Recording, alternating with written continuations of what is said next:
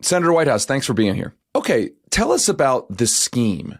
How did conservatives use dark money to capture the courts? And I should ask, how do you define the term dark money? So dark money is money that is spent for purposes of political influence, but spent anonymously so that citizens are denied the fundamental awareness of who it is that is trying to influence their democracy.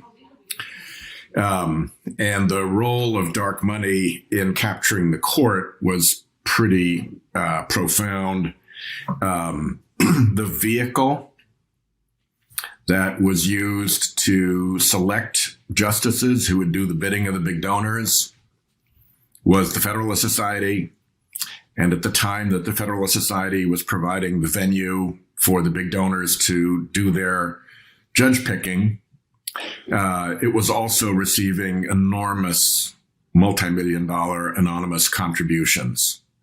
And if you walked out the front door of the Federalist Society and turned down the hallway in the same building on the same floor, you'd come to the Judicial Crisis Network, so-called, the fictitious name of another Leonard Leo organization. And they ran huge dark money expenditures into TV campaigns, first against Garland and then for Gorsuch, for Kavanaugh, and for Barrett, taking in checks as big as 15, 17, 20 plus million dollars while hiding the identities of the donors who were behind it all. Arguably, one person contributed as much as $70 million to pick who would be on the Supreme Court, and we don't know who they are or what business they have before the court. Thank you, Senator. Okay, so I guess we should talk about Leonard Leo then. And, so we recently reported in collaboration with ProPublica on how Leo is the beneficiary of this new $1.6 billion donation from Barry Side, who, effectively donated his surge protector company to Leo and converted it into a political advocacy slush fund of sorts. They basically, there was $400 million in taxes that were effectively avoided on the sale. There were no taxes on the sale. That became a public subsidy for Leo. So can we talk about this case? Like, is this going to be the new normal? Is anyone going to do anything about it? It's hard to see what anybody will do about it. The logical people to do something about it would be the Internal Revenue Service, because the use of 501c3s and 501c4s is theoretically policed by the IRS under the oversight of the Treasury Department. In fact, they've stopped policing this because they were so terrorized back during the Obama administration when Republicans tried to impeach the IRS commissioner, sent the junior IRS official who had been in charge of the 501c3s and 501c4s, sent a referral to the Department of Justice to prosecute her as a criminal, and just turned right-wing media full on blast with all sorts of, nonsense about how this was targeting, the right wing and conservatives, which a later Inspector General report completely debunked, but you know how later works in the press world. Nobody noticed. And the original storyline, the fake narrative, has prevailed. So the IRS is in basically a fetal position on this and has basically thrown in the towel on enforcing its own rules and laws, which is really regrettable. But there's also a lot of blame in the Obama administration for not sticking up for their own commissioner. They actually bought into the right-wing narrative and threw the IRS under the bus rather than explaining what was going on here to the American public and making it a teachable moment. And with that, 501c3, 501c4 political influence exploded. Let's turn back to the courts for a second, just generally, because I think the courts have gone. There's an understanding, and then there's a kind of a lack of understanding. And I want to first talk about President Obama. He appointed 334 judges in 8 years. Trump appoints 245 judges in just 4 years. Republicans flipped the Supreme Court, built their supermajority, first by denying a vote on Garland. Ruth Bader Ginsburg chooses not to retire under Obama, and she passed away in September of 2020. There's been an asymmetry I think, in how the parties have approached the courts. Would you say that's right? Do you think the Democratic Party could do anything differently? Absolutely. Well, looking back, particularly, there's a lot we could have done differently. First of all, the right wing has been angry about the court for a long time. Impeach Earl Warren was a right-wing John Bircher slogan, 30, 40 years ago. So they've been excited about the court ever since Brown versus Board of Education, when there was supposed to be that huge, popular opposition to it across the South. Roe versus Wade, Miranda versus Arizona. There are all sorts of cases that were turned into cultural touch points that annoyed the right wing. So they've been interested in judges for a long, long time, and we weren't. So there was asymmetry there. The second thing is that many, many years ago, the U.S. Chamber of Commerce commissioned a report to remedy the failing political force of the corporate sector. And one of the recommendations in that memo was that they needed to control the court, because the court controls so much of America's social and economic policy. So both at the sort of street and base level of people who were furious about having, desegregation and so forth, and up in the corporate suites where they were afraid of what was going on in the 60s and the 70s, there was this convergence of interest in making sure that they had a court that would rule their way. And we slept through most of that for decades and have done a lousy job pretty much constantly. It's really only Dobbs that has seriously awakened people to what's going on. Citizens United had a pretty big effect, but Dobbs has been the real wake-up call for us 40 years too late. Well, so on that topic, obviously this year Republicans kind of used the Supreme Court to realize their, long-term goal to overturn federal protections for abortion rights.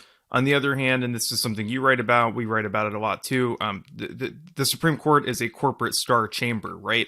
Like it sides with the U.S. Chamber of Commerce 70% of the time now. So I guess, what do you think people should be thinking about this court, or how they should be thinking about it? And do you think that people understand kind of how the court, does so much work on business issues and sides with big business groups so often? I mean, we can get into how they side with big business further on in the conversation, if you like, because there are plenty of avenues through which they do the bidding of big corporate interests, particularly big regulated and polluting corporate interests, to be specific. But the method of all of this has really been to select justices who would do, the corporate bidding. And it began way back with that memo. The court had never really created a role for corporations in politics. The guy who wrote the memo became Justice Powell about 4 months later. Memo not disclosed to the Senate at the time, by the way. So he pushed this big role for corporations in politics. He opened up the doorway for corporations to participate directly in American elections. And he did it over years. He did it first with the Massachusetts banking decision, and then, onward through other cases. And the effect has been really quite profound. I think the two concepts people need to bear in mind, one is regulatory capture or agency capture, which we think of as something that, happened with crooked railroad commissions in the 19th century that were run by the railroad barons. That's what this court is. It's a captured entity, not a conservative one or any of that. And you need to have that history of what is called regulatory capture or agency capture in mind in order to understand the behavior of this court. And the second thing you need to have in mind is covert operations. Intelligence services run pretty aggressive and pretty comprehensive covert operations in other countries. And what the fossil fuel industry primarily did was they ran a covert operation in clandestine fashion in and against our own country in order to make sure that they could control the court and have decisions go their way that they could never get Congress to deliver for them, ever.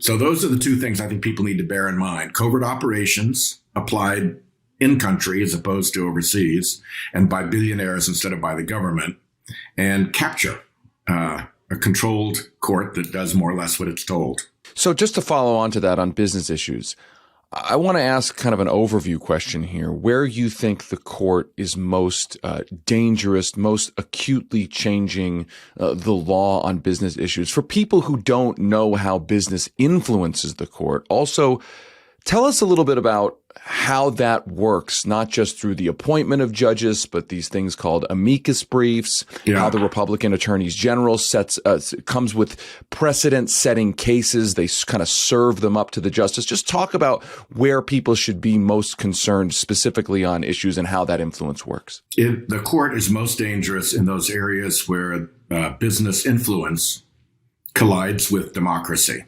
and their efforts to disable basic tenets of democracy to advance business interests has been really profound. The most powerful is, money is the mother's milk of politics. So letting unlimited business interest money flow was a very big deal. And also blinding citizens to who was spending the money and allowing those unlimited business interest funds to become unlimited anonymous business interest funds has been a complete upheaval in our politics. It's created things like super PACs that didn't even used to exist. The way we see our politics now, somebody who's come of age in the last decade would never recognize democracy as it was beforehand because it's been so corrupted by dark money. But then you can also throw in the attack on the Voting Rights Act, disabling its key provisions, the support for partisan gerrymandering, and the sneaky creation of so-called First Amendment rights for corporate fictions so that they can push a new theory that dark money actually enjoys constitutional protection.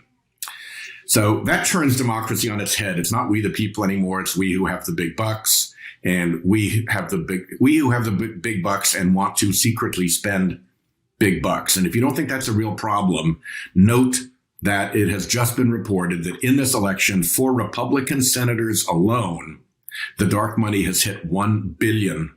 You don't spend $1 billion unless you expect a big payback. So you know who those Republican senators are going to be working for, never mind who voted for them. So your book includes a really, really, really remarkable footnote. And just as an aside, having written 3 books myself, I think you almost need to write a separate book about this and not have it just be a footnote. And I want everyone to hear this because it is really fantastic to hear this kind of frankness.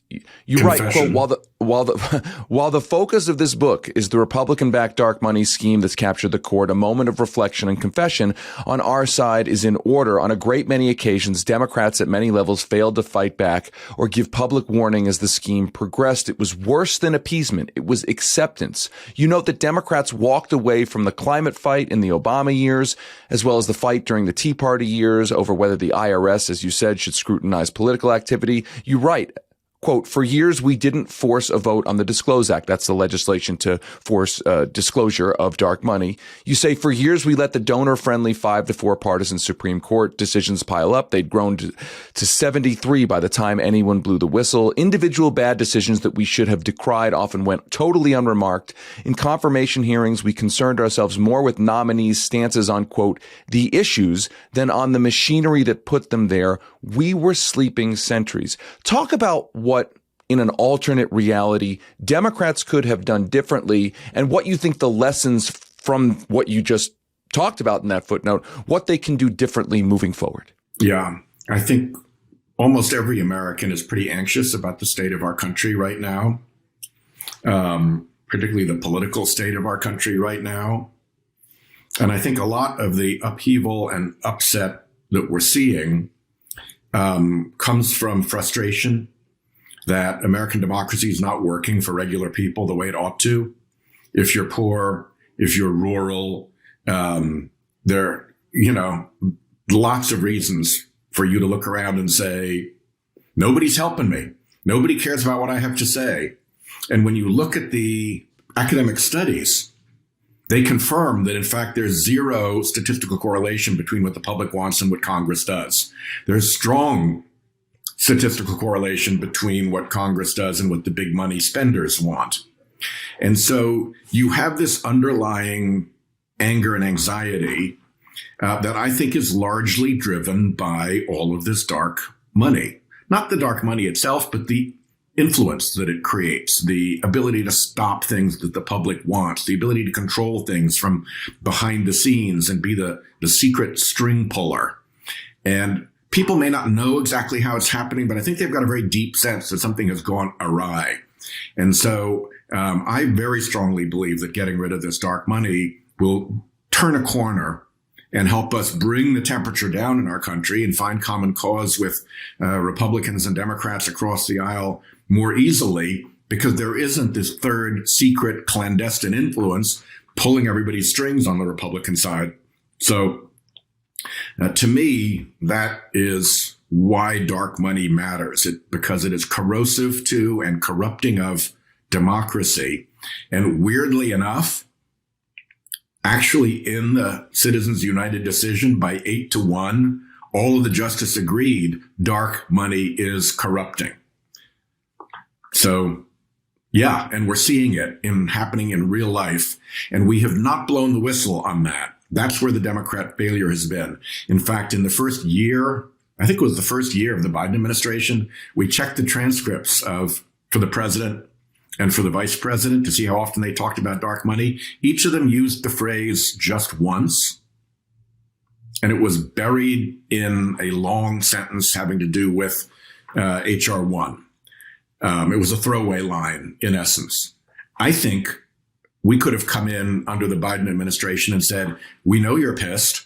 We know why you're pissed. We're going to clean up the mess that is causing you to be pissed off. We're here with our brooms and our scrub brushes, and we're going to take on what has gone wrong. And what has gone wrong is that people you never see are spending billions of dollars to make sure you're not heard.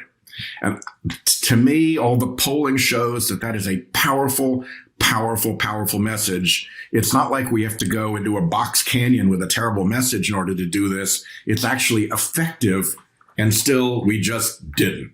We just couldn't be bothered. Well, so I guess over the last 2 years, we've, kind of seen a repeat of the Obama era in several ways. And one of them is that, for instance, that, voting rights legislation was held up effectively because some Democrats sort of prioritized the filibuster above it. For instance, Joe Manchin and Kyrsten Sinema, it's our contention that the filibuster serves as corporate America's kill switch, an effective veto on legislation. Do you think, why do you think it is that some Democrats care so much about the filibuster? Is it because it, helps ensure that nothing will ever kind of fundamentally change? Or is it because they really, really love rules and procedure? I can't ascribe motive to colleagues. I do think that if you're engaged in the business of corruption, and I mean that in the founding fathers sense of the word, more so than the very narrow technical, legal, criminal definition that it's now shrunk down to. If you are engaged in corruption, the number one task of your corruption is to protect the means by which you corrupt. It is the evil that makes all your other evils possible. And so there's enormous effort on the Republican side to make sure that it's clear to everybody that for Mitch McConnell, voting against dark money is a red line. Doesn't matter what you believe, doesn't matter what you care about procedure. You've got to toe the line and do what you're told, or else, the dark money donors will come down on your head. We don't have anything like that discipline on our side, even when the stakes are as high as protecting our democracy from a force that 8 out of 9 Supreme Court justices agreed was corrupting. There's no real debate over the fact that it is corrupting. And yet with corruption live and well in our democracy, we couldn't round up 50 votes to stem the source of the corruption. I mean, it's just kind of stunning that we couldn't pull that off. And again, without ascribing motive, it's just a massive failure to have gotten that done. And, to be perfectly blunt about it, we'd actually like to go back to the filibuster.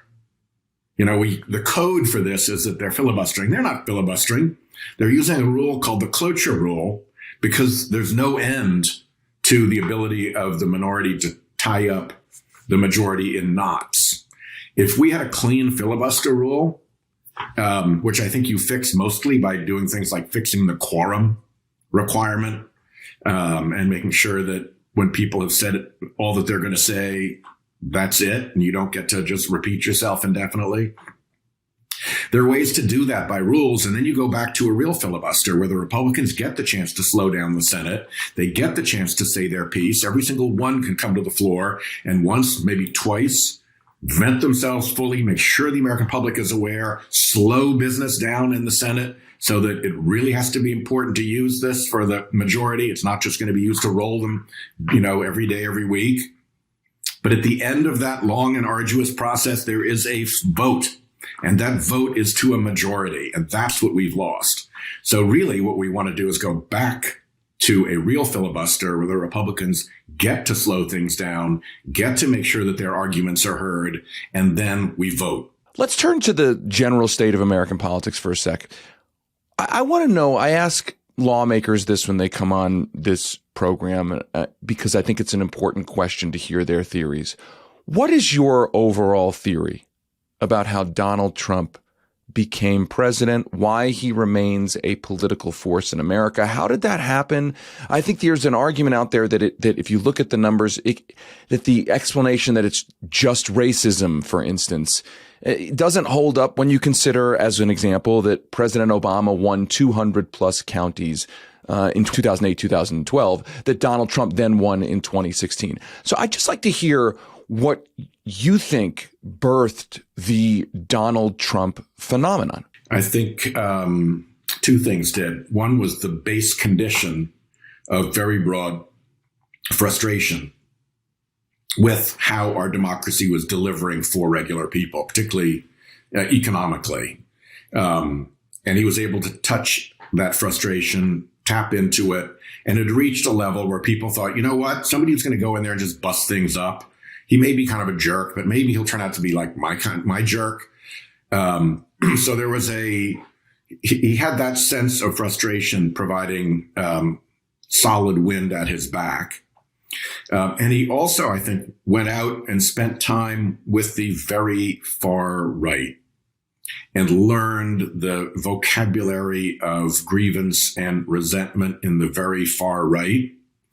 And he was able to capture that better than other colleagues who were sort of trying to disguise their affinities for those groups and keep them in the background.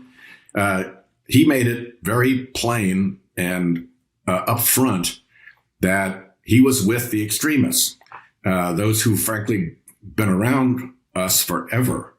It's been a constant theme in Democratic small d politics that there's been a angry right-wing fringe. So it's been like back to the John Birch Society. It's been a long time thing, and there's big money behind those groups. So he was able to tap into that. And then I think the third thing was he was able to make peace with the Koch brothers, who were running the biggest political operation behind the Republican Party, basically as the Republican Party, in behind the curtain. And somehow, although they got off to a really bad start, you remember he took those Republicans who were going out to kiss the ring of the Koch brothers and made fun of them and mocked them and made fun of the Koch brothers and mocked them and wasn't with them on entitlements, wasn't with them on trade. And they were two medieval houses at war with each other.